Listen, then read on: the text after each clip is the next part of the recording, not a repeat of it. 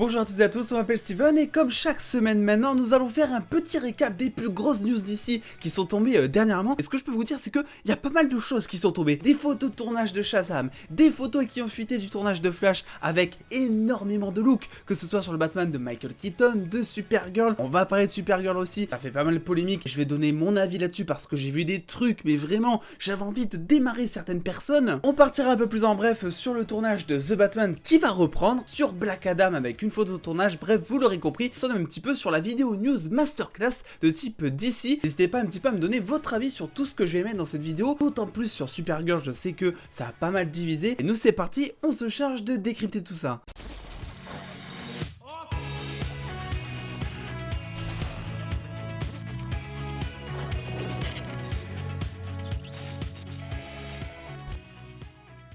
Et on va commencer avec The Suicide Squad. Vous le savez, j'ai partagé déjà mon avis sur Twitter et Instagram concernant ma réaction au trailer que je n'ai pas eu le temps de faire, mais malgré tout il y a quelque chose qui est venu à nos oreilles, notamment des rumeurs, parce que vous le savez peut-être ou pas, dans ce film, Bloodsport, donc qui est donc incarné par Idris Elba ici, est en fait enfermé de base tout simplement parce qu'il a tiré avec une balle en kryptonite sur Superman. C'est le pitch de base et c'est aussi tiré des comics, rien à voir avec l'adaptation. Le truc c'est que forcément qui dit Superman dit Henry Cavill, et du coup certains fans commence un petit peu à théoriser. Est-ce qu'on va voir Henry Cavill? Est-ce qu'on va voir un autre Superman? Et ce qui est assez marrant, c'est que James Gunn, donc le réalisateur du film, a tenu un petit peu à réagir à tout ça et à donner des informations qui sont tout du moins assez mystérieuses. Je vais vous citer tout ça. Alors oui, Bloodsport est en prison pour avoir mis Superman dans l'unité de soins intensifs avec une balle de kryptonite. Oui, The Suicide Squad fait partie du DCEU, mais pour autant, je ne sais pas de quel Superman il s'agissait. Ça pourrait être Henry Cavill comme quelqu'un d'autre, c'est les gens qui vont décider, ce n'est absolument pas moi. Autrement dit, déjà sur cette dernière partie de phrase, c'est les gens qui vont décider, ce n'est pas moi, je pense que ça veut dire tout simplement que soit on ne va pas voir Superman du tout, je pense que ça va juste être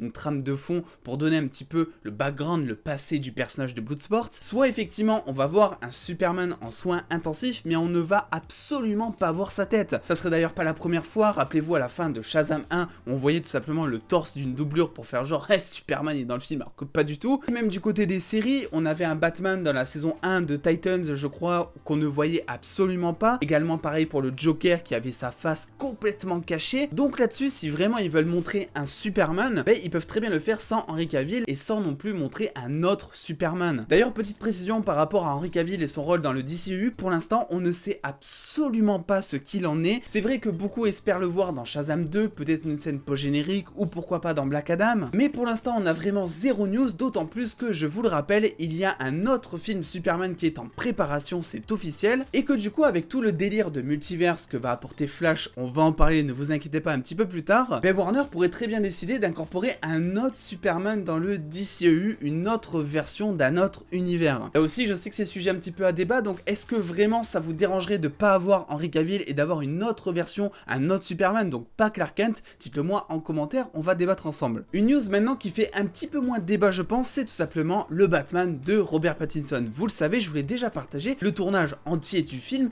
est tout simplement terminé depuis mars 2021. Pour l'instant, même si c'est très calme, on devrait avoir un trailer ou un teaser, en tout cas ça c'est certain je pense, durant le DC Fandom 2021 d'octobre. Rappelez-vous, c'est là où on avait eu déjà le premier trailer de The Batman. Aujourd'hui on a de petites informations qui consistent à dire tout simplement, grâce à un rapport du Daily Record, que Robert Pattinson et Colin Farrell, donc qui interprètent Cobblepot alias le pingouin, vont se rendre à Glasgow en Écosse à partir de mi-juillet pour retourner certaines scènes. Dans le jargon cinématographique, on appelle ça un petit peu un reshoot. Toujours selon ce même rapport, ces reshoots serviraient à modifier les angles de vue, à prendre de nouveaux plans, pourquoi pas réaliser aussi certaines nouvelles cascades. Dans tous les cas, apparemment, il ne serait pas question de faire quelque chose de très lourd et de changer vraiment toute une séquence du film. Et pourtant, à côté, on a donc la journaliste slash scoopeuse Grace Randolph qui a tweeté que selon elle, il se pourrait bel et bien que ces reshoots servent en fait tout simplement à retourner une partie de la fin du film pour changer quelques conséquences. Je sais aussi que ça peut faire peur, mais rappelez-vous d'une chose, les reshoots c'est pas forcément quelque chose de pas ouf. On en a vraiment pour la plupart des films, tout simplement des fois pour modifier des petits faux raccords au niveau de l'éclairage, ou aussi pour modifier peut-être même certains dialogues. Je sais qu'on en tire une mauvaise expérience à cause des films, notamment Warner,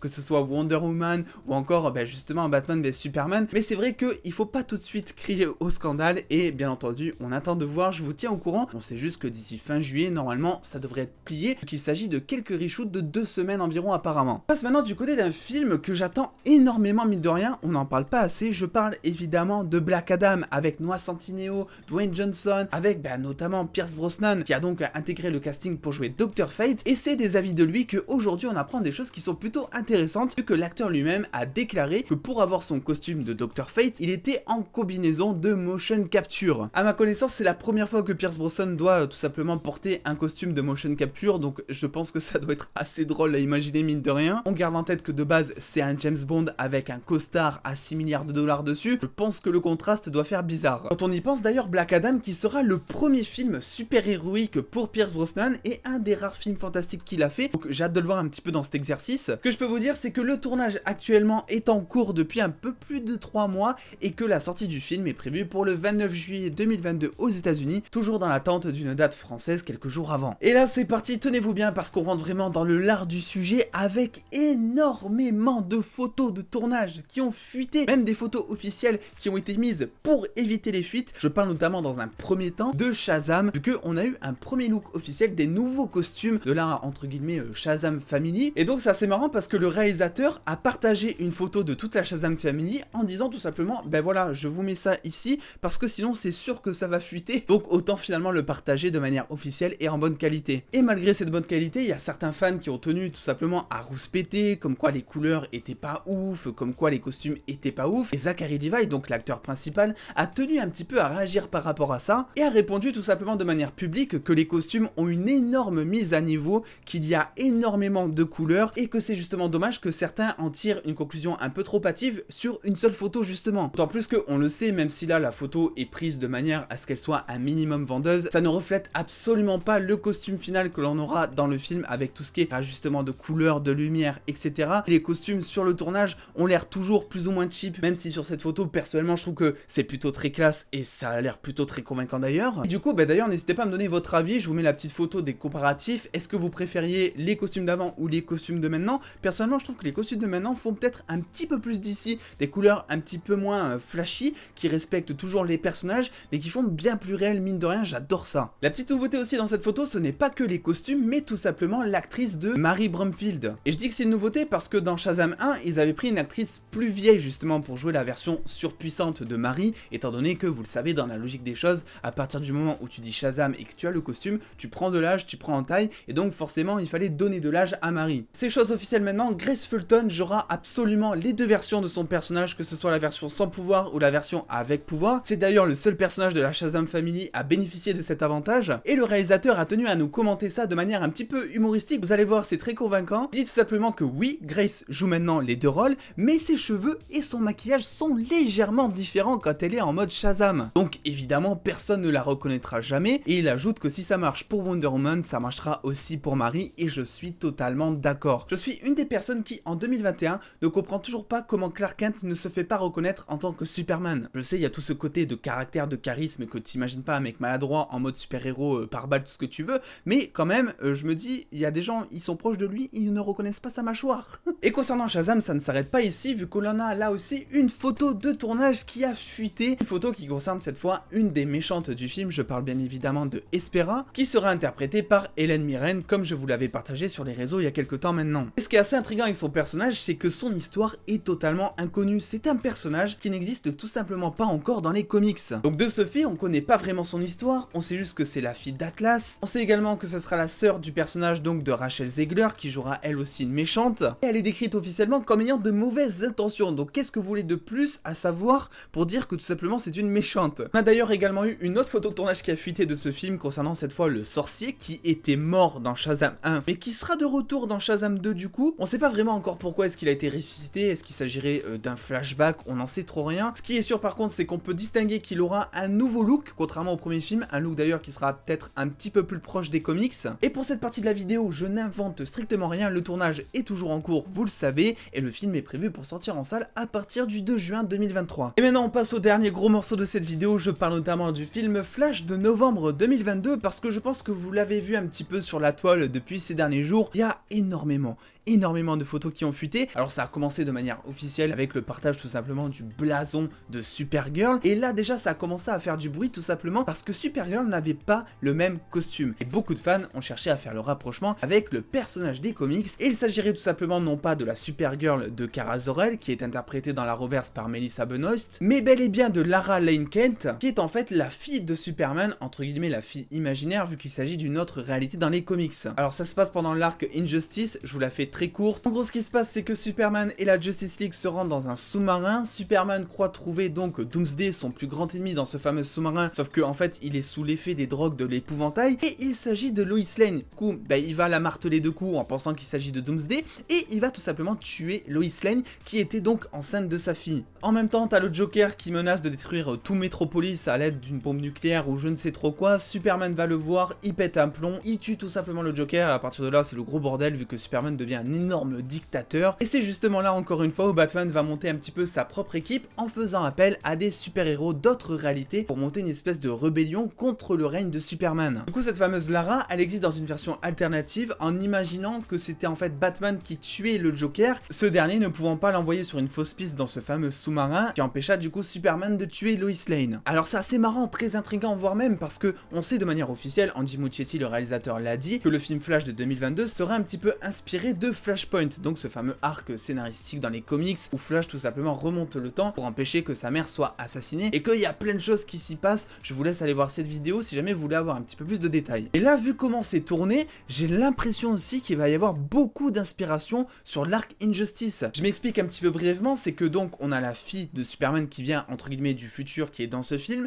avec à côté le Batman de Michael Keaton qui lui vient du passé, on a Flash qui lui vient du présent, et j'ai l'impression qu'on va rencontrer un petit peu trois timelines, comme si justement Batman avait contacté d'autres héros d'autres univers pour rassembler une équipe. Alors je dis pas que c'est pour arrêter Superman, et honnêtement je ne pense vraiment pas qu'il soit dans le film, il n'y a rien d'officiel, il y a même aucune rumeur qui dise que Henry Cavill sera dans le film, mais je pense qu'effectivement ce qui va se passer c'est qu'ils se sont inspirés donc de Flashpoint tout simplement pour la partie voyage dans le temps on va dire de Flash, pour empêcher sa mère d'être assassinée potentiellement, et pourquoi pas de libérer son père, parce que on a eu certaines photos de tournage, on voit donc le Bruce Wayne de Michael Keaton et le Flash de Ezra Miller qui sont devant une espèce de tribunal, donc ça peut potentiellement être une audience pour faire libérer son père d'ailleurs, et je pense qu'ensuite toute cette rencontre d'univers avec donc cette fameuse Supergirl, un nouveau Batman qui a l'air de venir du passé mais qui est en même temps dans le présent, il y a je pense plusieurs timelines qui vont se rencontrer en même temps et fusionner, et du coup ils peuvent forcément s'inspirer de l'arc Injustice. Est-ce que ça serait donc le Batman de Michael Keaton qui aurait appelé tous les héros? Est-ce que ça serait celui notamment de Ben Affleck? Est-ce que ça serait Flash qui aurait fait un bond un petit peu dans chaque univers et qui aurait ramené chaque héros en même temps? Je vous laisse me faire vos propres théories en commentaire, peut-être qu'on y reviendra en détail sur la chaîne prochainement. Les photos de tournage laissent aussi apercevoir un Michael Keaton qui avait surtout la même coupe de cheveux que à l'époque dans ses films Batman, donc là aussi capillairement parlant j'ai envie de dire ça fait le lien et c'est comme si c'était plus ou moins le même personnage avec de l'âge en plus. On voit également une voiture qui fait assez, on va pas se le cacher, Bruce Wayne. Alors je ne pense pas que ce soit la Batmobile évidemment, mais on va pas se le cacher, ça fait très Bruce Wayne. Est-ce que c'est la voiture